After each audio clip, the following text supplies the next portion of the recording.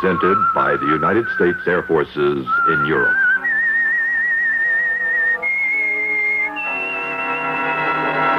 I am the Whistler, and I know many things, for I walk by night.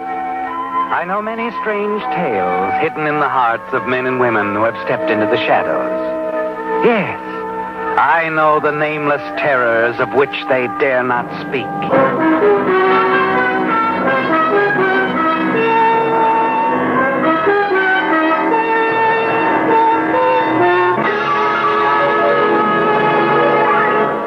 And now, the Whistler's strange story.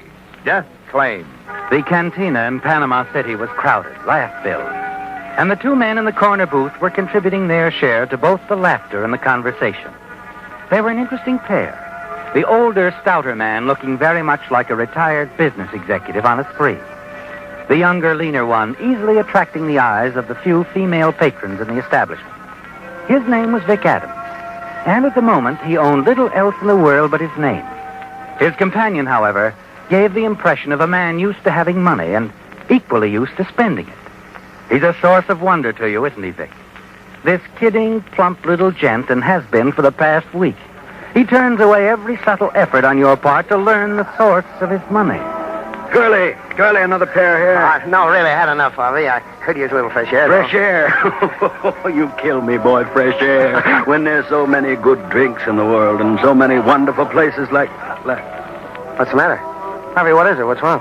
I wonder, is there a back way out of here, Vic? Well, sure, there must be, but Let's Harvey, go. what's there... Yeah, but... Senora, Look out. Oh, the senor, your drinks. I bring in Here, keep the change. Drink them yourself. Let's go, Vic. Yeah, right with you, Hurry, Harvey. he spotted us. He's following us. Who? I don't see anybody. Come on, Vic.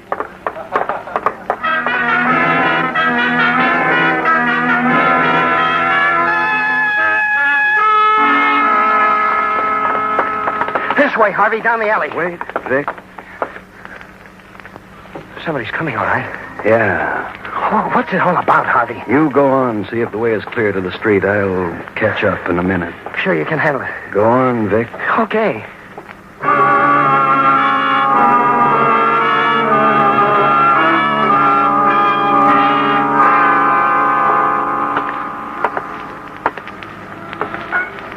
Harvey. Vic! Harvey, you all right? I told you to wait. Why did you come back here? I got worried about you, Harvey. I wanted to... Harvey. Who is he? What did you do to him? Who is he? I don't know.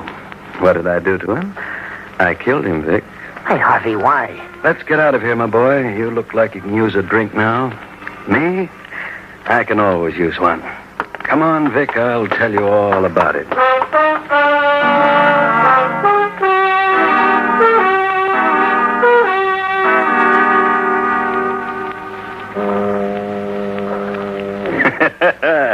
Quiet spot, huh? Just foghorns and a bartender that hates the world. You were going to explain, Harvey. Oh, yeah, so I was. Well, it's quite a story, Vic. Quite a story. I'm listening. That man recognized me, Vic. Look, I don't follow you. I mean, he knew he was looking at Harry Crane, a man who's been dead nearly 7 years. Look, Harvey, Harry Crane. Harvey Wilson is just something I dreamed of. Oh. Care to go on? Well, sure, Vic. Let's have it all, Harvey. Or should I say Harry? Harry? You see, Victor, almost 7 years ago, there was a plane crash, Central America. Everybody lost or presumed to be killed. Among them, a businessman from San Francisco who had a lot of his firm's money on him. You? Me, Harry Crane. So, you're a fugitive. Actually, yes. Legally, no. You see, another employee had been dipping into the till rather lightly and had absconded. That's why this businessman, who was presumed to be killed in the plane crash, decided to dip in rather heavily. You mean no one even connected you with the embezzlement? No one. So, while I decided it was wise to stay away from the States, I'm not what is legally known as a fugitive from justice. I guess you don't find me so amusing now, eh, Victor? Well, live and let live, I always say. Good. You keep on saying, my boy, and you'll be all right. You see, old Harry knows where there's plenty more. More? Money, my boy, money. You see, unbelievable as it may appear, your friend Harry is, at the moment, financially embarrassed. What? After the way you've been spending this past week, it's taken me I still have a little, my boy, a small nest egg of a few thousand. However, as you know, I like to live well, spend well. So we must invest in a pair of steamer tickets to San Francisco. And we must arrive before October 5th. October 5th. That is the day my dear wife will be the recipient of over $100,000.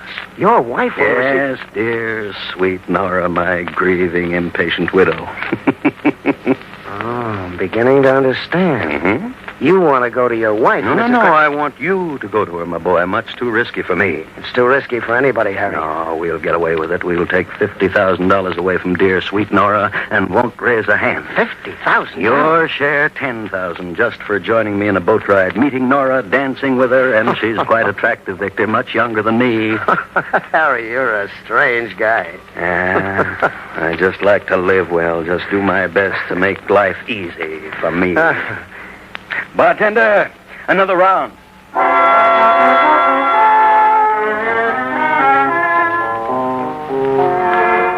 A few days later, the two of you are on a freighter bound for San Francisco.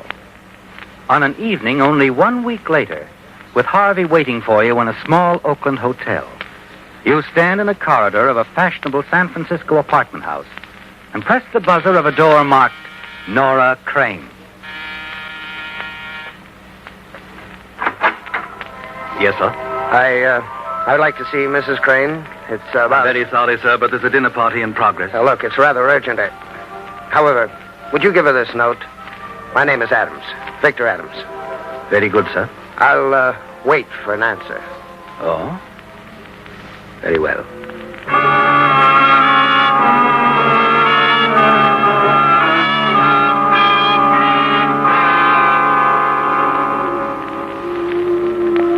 Mr. Adams, That's right. you can come in. I'm Nora Crane. Well, I don't want to... We can talk on the terrace. I had to excuse myself from my guests. This way. Now, what's this all about? Where did you get this note? Who wrote it? Who wrote it? Oh, come on now, Mrs. Crane. It could be a forgery. And this cigarette could be a cigar, too, only it isn't. Mrs. Crane, I won't keep you from your guests. Well, I'm the last guy in the world that wants anybody to think something's wrong. You're saying that Harry is alive, that he's in San Francisco. I only said he was alive. You know, you don't seem very pleased about it. Frankly, I'm not. Because of the insurance money? Not entirely. Harry Crane is no good. He laughs a lot. He doesn't make me laugh, Mr. Adams. However... Oh, yes. Your guest. Well, I'd like to make an appointment, Mrs. Crane, for 2 o'clock tomorrow afternoon.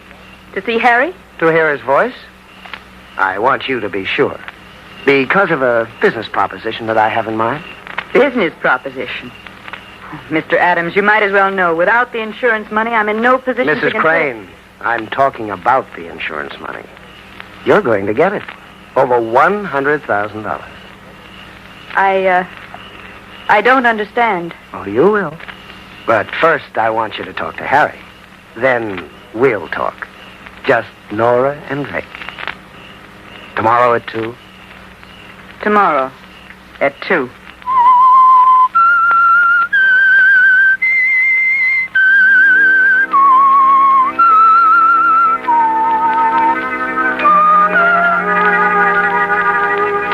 It had been a terrible shock for the attractive Nora Crane, hadn't it, Vic?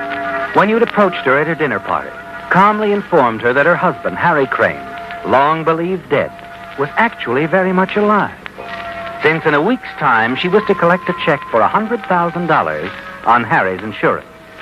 Still, you had softened the blow somehow, explaining that he wouldn't stand in the way, providing that Nora share the money equally with him. Yes, Nora Crane had been quite upset over the news.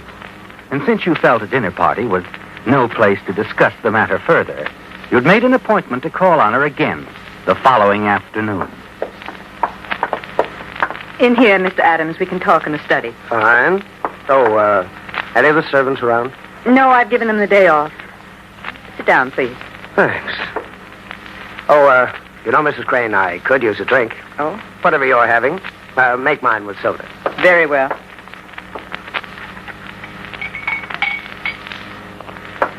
Your drink. Thanks. Now, Mr. Adams. Shall we get to the point?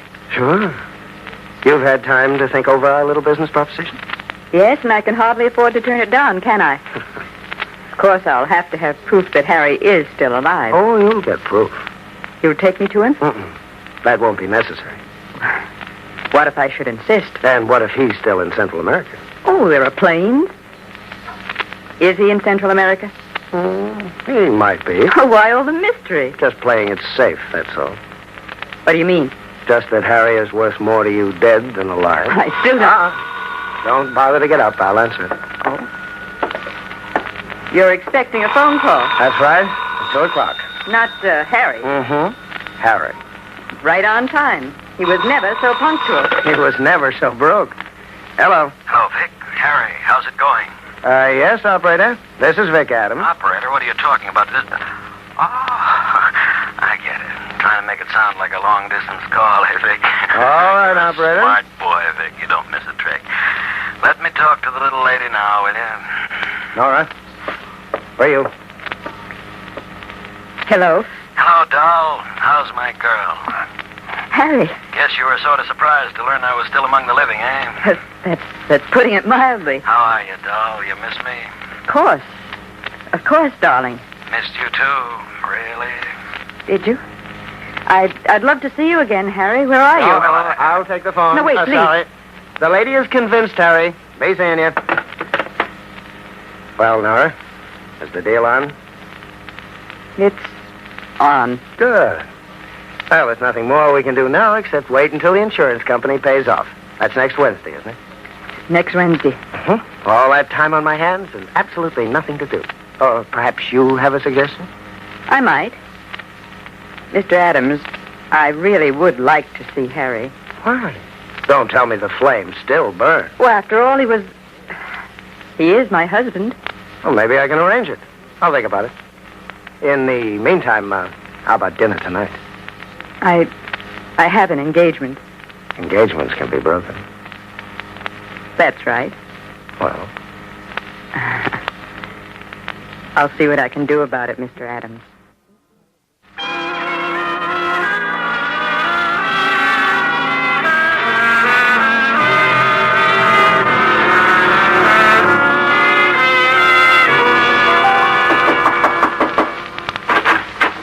hello, Harry. Mind if I come in? Where have you been? It's 3 a.m. Oh, I've been seeing the town with your lovely wife. Had cocktails downtown, dinner at a cozy little spot in North Beach, and then we went for a drive. Oh, charming girl, Nora. Charming. And still as attractive as ever, apparently. Is the deal set? All right, set. Good. Sit down. Fix yourself a drink. Now, if you don't mind, Harry, I'll go on to my room and turn in. Okay. Look, Vic. Yeah. Tomorrow I want you to rent a car. We'll take a ride out of town, get a real nice meal somewhere, have a few laughs. I'm sick of staying cooped up in this hotel room. No, it's too risky, Harry. Someone might recognize you. Besides, I have a date tomorrow. A date? Nora again? Yeah, Nora. No, wait a minute. Jealous? Jealous? Ha! So what's eating you? Well, Nothing, I guess. Only watch your step with Nora. Just watch your step. She's dangerous, Vic.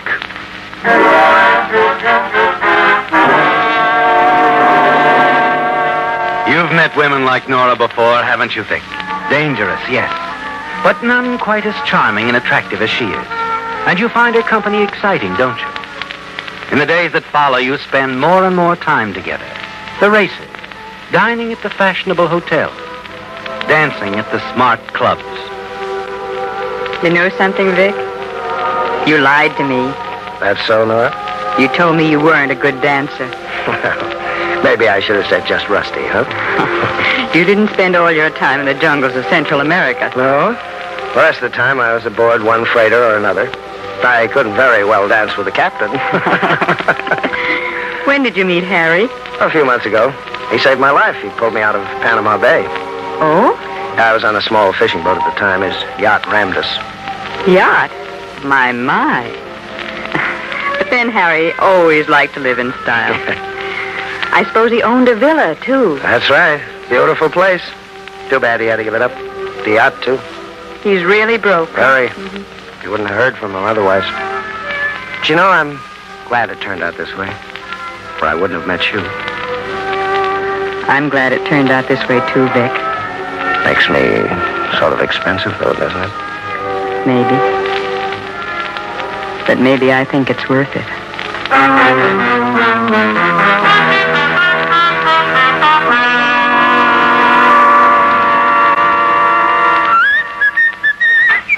Oh, morning, Harry. Come on in.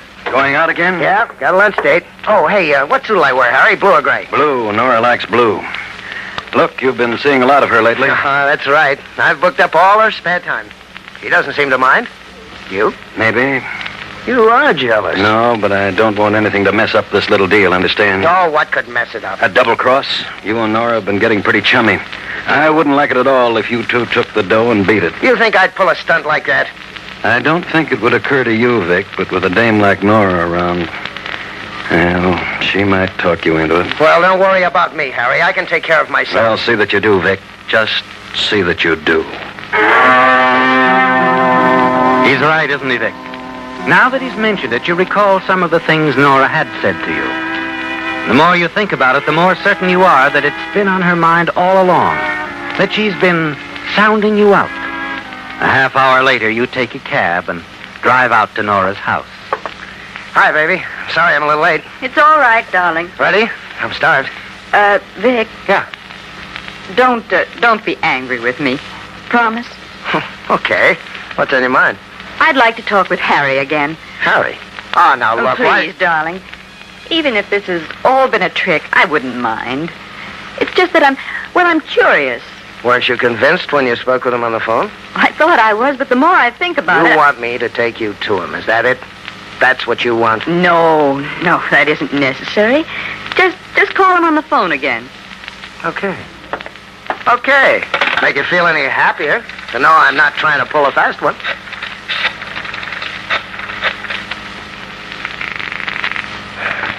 Clay Street Hotel. Let me talk to Harvey Wilson, please. Harvey Wilson? Just a sec. Hello? Yeah. He ain't here no more. What? Checked out about 15 minutes ago. Don't know where he went. What's the matter, Vic? Oh, Harry's not in right now. You mean he's checked out, hasn't he, Vic? And you don't know where he is? Wait a minute. How did you know? You knew. You knew all along. You've been handing me this routine just for laughs. That's right, darling. Just for laughs.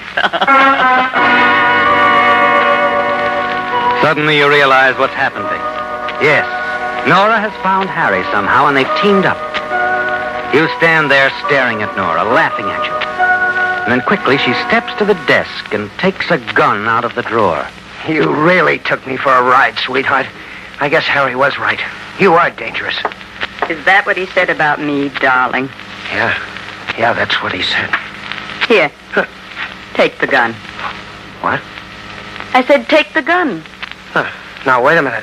Vic, I know what you're thinking, but you're wrong. I didn't try to find Harry. He called me on the phone.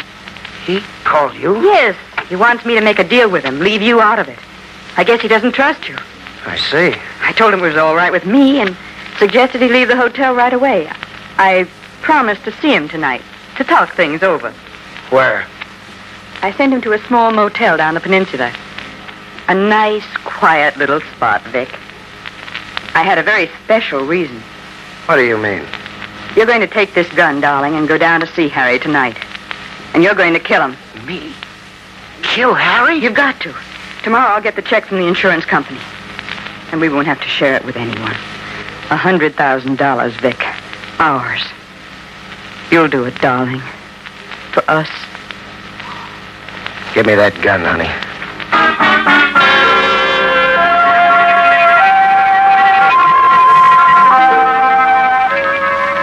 Nora's plan was simple, wasn't it, Vic? Yes, you had only to kill Harry Crane. Then you and his wife, Nora, could share the insurance money. That's the way she'd planned it all along. She believes you're going through with it. But after leaving her that afternoon, you'd thought the matter over very carefully, had finally decided on another course of action. That night, you slip into Harry's room at the quiet little motel and find him stretched out on the bed. Harry? Yeah, I'm awake. Been expecting you, Vic. Now listen, Harry, I've got to tell you something. Too late, sucker. You walked into a trap. Turn around and get a big surprise. Oh, Nora. Hello, darling. Careful. I won't hesitate to pull the trigger. You get the picture, Vic? A triple cross. She makes a deal with you, one with me, then gets us down here to kill us both. That's Nora. I told you she could talk you into anything. But she didn't, Harry. You see, I didn't come down here to kill you. Then why did you come, darling? To let Harry know I told the insurance company about him this afternoon. What? Yes, Harry, I did. After I saw Nora this afternoon, I suddenly woke up, decided to stay on the right side of the fence and save your life at the same time. That makes us even. You're lying. No, I'm not. I even brought an insurance investigator along with me. Drop the gun, Mrs. Crane. Drop it. Sorry, sweetheart. I would have done almost anything for you. Anything except kill Harry or anyone else. The Whistler. Listen next week when once again the United States Air Forces in Europe present The Whistler.